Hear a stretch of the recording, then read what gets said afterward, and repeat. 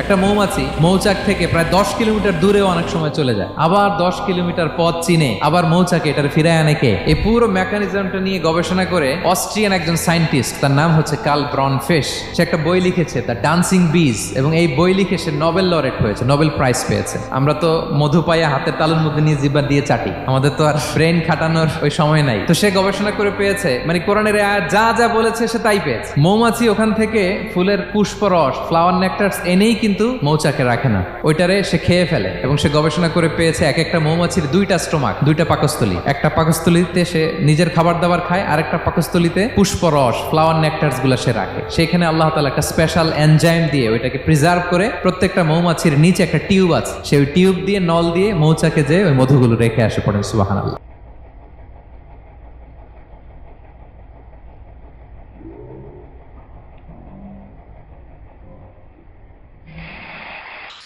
Headset expressed.